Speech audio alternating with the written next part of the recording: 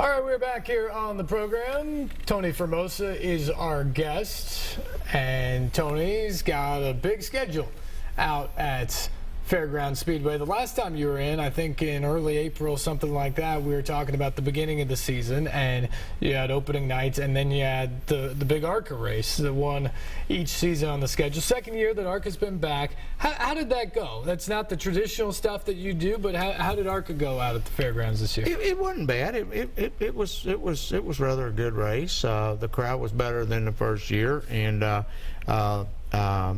you know, we promoted it quite a bit, and it's been tape delayed on television. Matter of fact, I didn't get to see it last week, but someone told me that it was on TV again last week, and so the Southern Super Series race was run with that, and it was a rather good race. You know, it is the first step to bringing back our traditional races, and that's our obviously our agenda is to hopefully someday get a Craftsman truck race and possibly a Busch race, a nationwide race, and who knows, maybe even someday we could have the Sprint Cup cars back. That would obviously be a great goal that a lot of racing fans around here would enjoy, to have any of those races back. We've talked about it before. It's kind of difficult to get in there because there's only so many owners, and they oftentimes have multiple tracks. What is the process now for Fairground Speedway to get back in that rotation, or at least back under consideration?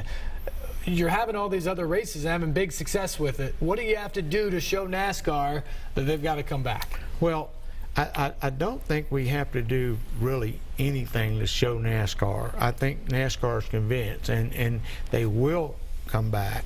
But what the problem is, they haven't given a long enough lease to a promoter. Now, there are quite a few upgrades that have to be done to the speedway, such as soft walls. They will cost close to $1 million to install those. But someone obviously is going to have a longer lease to make the investment of that, and that has not yet been, you know, put into the agenda. So right now we're just kind of hanging on, and we're doing the best we can do with what we got to work with, which I think what we have done. We have had quite great success with what we have had to work with, and you know, so there's a lot of things in the making, and the first sign of light at the end of the tunnel is obviously Mayor Barry committing to put a bunch of money into the fairgrounds. Absolutely. So you know, that's the best thing we've heard in a long time. So there's a lot of people smiling, and I feel like that there's a very bright future for the fairground speedways and the entire fairgrounds. She was going to be at this race before it was rained out. It sounds like she's not going to be able to be there this weekend because of other conflicts, but probably back sometime before the end of the summer. She's been a real proponent for the Fairground Speedway since she's gone into office, hasn't she? She really has, and she came out last year for the. She was actually coming out for the All-American 400. Unfortunately, we had rain. We had a 2-week postpone on that. Maybe she's the problem. She keeps coming out, or saying she's coming out, and you guys keep having rain. Well, I don't know. We got to take care of that. I don't think anybody can. You know, we can advertise, and we can do a lot of things, and make a lot of things happen, but we can't control the weather, obviously. And I'll talk to Bree. And I'll go over there and talk to Bree. She'll figure it out for you. But she has shown quite a bit of interest, and I think she has quite a great time when she comes out. So we're looking forward to having her back. I think she's going to be there for. We have the Saturday night race, June 25th, and then we turn right back around in 2 weeks, and we have the Bill Freeman night, July the 9th. So. Mayor Barry has Bill Freeman on the Airport Authority Board, and they have a great relationship, and so I'm pretty sure that Mayor Berry will be out on July the 9th. Hopefully she will, and hope to make a racing fan out of her, you know. And she's very interested in what we're doing, and like I say, the best news that we've heard in a long time is that we're going to get some help on the fairgrounds. Common Man Convention Center. The place is a gold mine. It just needs a little TLC. I was going to say, she sounds like she's already a racing fan. The fact that she's committed some of that money and her time for it as well. And the other thing she's a fan of is places where people will congregate, places that will bring in money, and you guys have certainly done that over the last several years. Our phone lines are open. 737-7767 is the number. Let's go to Mike. Mike, good evening. You're on here with Tony. How's it going, buddy? Doing good. How are you, Mike? How you doing, Tony? I'm doing fine. Okay, here's the deal. When I was a little kid, we lived down the street from you there at Mill Creek Trailer Park. Okay. And I was hoping you would answer the age-old question for us. Did Metro hound you guys for running those cars, testing them up and down Antioch Pike back in the day? Or were y'all just so that you just beasted it through? Well, I don't know. We might have been a situation where we had a little flaws in the carburetor, and at that time we didn't have a chassis dyno like we did now, so we just ran it up the street just to make sure it was okay. But they weren't too awful bad on us back then. There were a time where they chased us around a little bit, but actually they weren't bad on us at all. Well, I've got to say that those days were some of the coolest memories of our childhood. We'd hear you fired up, and then before you know it, you were streaking by. And back then, Antioch Pike would barely fit one car, much less two, and we just thought that was the greatest thing, man. Yeah, that was pretty cool. Well, come on out to the Speedway, and we got a great momentum going out there, and come out and enjoy some really good stock car racing. We'll be there, buddy. All right, thanks for calling. Thanks, man.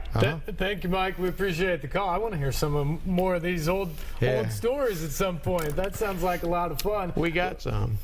I bet you do. I bet you do for sure. Again, our phone lines are open, 737-7767. Tony, I know you probably weren't thrilled about the rain and losing the night that you had, but now, is it safe to say you have a chance to pick up some momentum here? Because you have the race this weekend and then the quick turnaround just in a couple weeks. It's big-time racing here in the middle of the summer for folks. Well, you know, we're also getting ready to do something that we normally never do, and we're going to have this race on a flea market weekend. So there's going to be somewhere between 15 and, who knows, 25, 30,000 people that are already going to be on the ground Saturday. We hope to pull some new fans and some increased customer awareness with the people being at the flea market. Hopefully we'll get their attention, and they'll come on down and get a ticket and enjoy a great night of family fun and family entertainment. So as we start our program, the flea market will be winding down. So we feel like that we're going to pick up some people from the flea market. Sometimes when we have track rental doing flea market, you can look up and see sometimes a couple hundred people sitting up in the grandstand just watching us practice. So we feel like we're gonna pull some people from the flea market. We hope so. If you're in Nashville, the surrounding area, you can go out and make a day of it on Saturday with the flea market, and then the country music night race out there at Fairgrounds Speedway.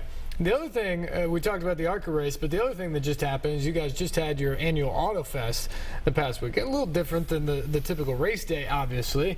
How did that go this year? Well, it went well. We had quite a few entries, and we're trying some different things. We have to turn in our dates at a really early time, and we'll have to turn in dates for next year at around the fall of the year here. So there's a lot of people wanting to come out to the fairgrounds and book dates and whatnot. But that was sponsored by Electronic Express, and which they're also are nice enough to be giving away a flat screen TV to some lucky fan every Saturday night for the remainder of the year. Electronic Express is coming out, and they're going to have a booth set up on a concourse. We encourage everyone to get by and check out the neat stuff that Electronic Express has there to on display and to give away and whatnot. And but it was really neat. We're trying some different things, and I think that that the heat is something that people, you know, there's no shade around the speedway. It's nothing but asphalt. It gets pretty hot in you know, around noon and everything. So I think that we're going to try to we're going to keep having that, but we're going to adjust it and maybe move it a little earlier in the spring where we have a little bit cooler weather, or maybe move it to the fall. We might even do it at nighttime. So Okay. We're working on. We're going to make that deal work one way or another. It's working, and we're just tweaking it, trying to try some different stuff. You know, like some old school drag racing and some burnout contests and different stuff like that. So it'll come around and do well. Well, you've continued to grow the Speedway since you've taken it over, and you've increased the event dates from, I think it's 6 up to 9 at this point, and plans to go further, and all these other activities, bringing in ARCA and doing the Auto Fest. What's next? What's the next big thing that you're trying to get accomplished? You know what I'd like to do? I've always, when I was a kid, I was the world's greatest Joey Chitwood fan, and Joey Chitwood did the thrill show. I'd like to do my own thrill show, and it's something that I've wanted to do for years, and it is in the making. If we pick the lease up for next year and possibly the next 5 years, we're most definitely going to come out with a thrill show where we flip some cars over, do some jumps, some daredevil stuff, and different things like that. We want to bring the thrill shows back. I think that that's something that everybody loves, is to see cars sliding sideways and flipping over and all that. So it's sometimes not fair to say, but 80% of the people that come to the races like to see action. They like to see cars hit the wall. They like to see the wrecks, and they like to see high competition, wheel to wheel, door to door, slamming, tempers flying, and Yeah. That's kind of like hockey. You know, I don't think there's a lot of people that go to watch a hockey game to see how great the guy can skate, but everybody's on their feet when they start duking it out and whatnot. So it's kind of the same way with stock car racing. It's a temper sport. People love to see them swap paint and maybe exchange a few words as well. 737-7767 is our number. Back to the phones we go. Herman, good evening. You're on with Tony. How you doing, buddy? Doing well. How are you, Herman? Oh, I can't complain. I want to let the Nashville people know how important racing is to Nashville, and we need to thank Tony Formosa Sr. and Tony Formosa Jr. and the Formosa family for keeping the sport alive in Nashville. Because, you know, that's what attracts people to a city, a tourist city, is all the different sports, and Tony's doing a great job. Well, And I know for a matter of fact, his mother broke her water at the racetrack when Tony was going to be That's born. true. I don't know if a lot of people know that. That is true. There's actually a lot of mothers that did that. You know, I mean, there's several of them that I know that I have heard people talk about and remember. But you know, Herman, I appreciate you calling in and everything and saying those kind of things. But there's been so many. It's not just been myself and my family. We have a great staff, but all the people that come and buy a ticket and support the Speedway, right down to the drivers, everyone that comes is just important as my family are to the sport of stock car racing and the facility. It takes more than just a guy steering the ship. You have to have everyone else paddling, and I've been very blessed with a great staff, a great bunch of fans and people that come out. We lead the nation in car count right now. I'm not afraid to say that we lead the nation in monthly racing attendance also. So it's just everyone that comes. It's chemistry of a lot of different things. Without the fans, without the drivers, without the staff, it's a combination of things. So I don't like to take credit for what I've done, because I was there racing religiously for 43 years, and I never dreamed of being a promoter. Never at any time in my life did I ever think that one day I may become the promoter of the track. It honestly happened overnight. They were talking about closing it down, and right. I put a proposal together, and I wound up with it. So I'm very proud to be the promoter of the #1 speedway in the nation. Doing a heck of a job, isn't he, Herman? Okay, well, I just want to say one more thing. Red Farmer's probably won more races than anybody in America, than Richard Petty. Now, I think Tony Formosa Jr. is third. I think he's won No. I'm nowhere close to that category. But Red Farmer did win a lot of races. There's a lot of people. There's Red Farmer won a lot of races, and Joe Buford won a lot of races, and Dick Trickle won a lot of races, and Darrell Walter won a lot of races. Chad Chaffin won a lot of races. There's a lot of guys that won a lot of races, but I'd say that probably Red Farmer won more races than anyone, because he probably raced twice as long as anyone ever did. But there's a lot of guys out there that have won a lot of races. Yeah, what a career for sure. Herman, we appreciate the call. I think the thing he hit on there, Tony, which certainly stands out to me, is he talked about how important racing is to the city of Nashville.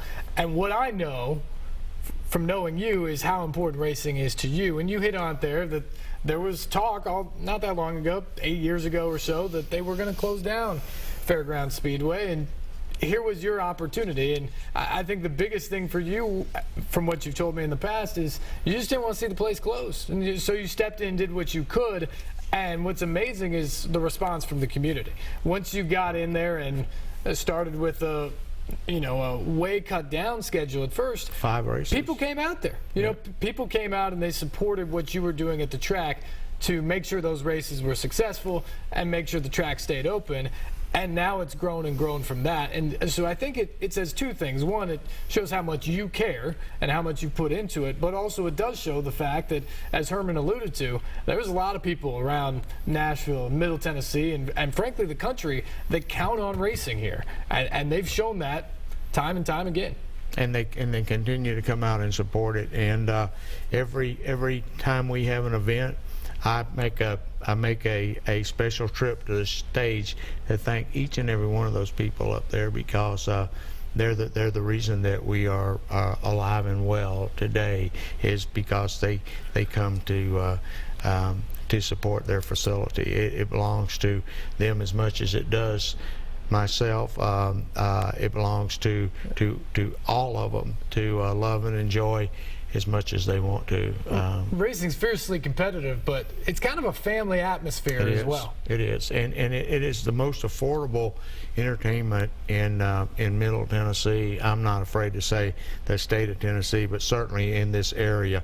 We pull a lot of people from 75 to 100 mile radius away. So we have people that come from all over, as we interview them when they win their TVs and whatnot, and their car washes and their oil changes and all the things that we give away, right down to the catfish dinners and whatnot. And we always ask them where they're from, and their people are from 75 and 100 miles away that come. So they bring some economic to the city by buying gas and motel rooms and whatnot and everything. So no question about it. 737-7767 is our number. Mike, hang with us. We got to take a break. We're running behind. We will get to your call on the other side of this break, right here on SportsLine on News Channel 5+.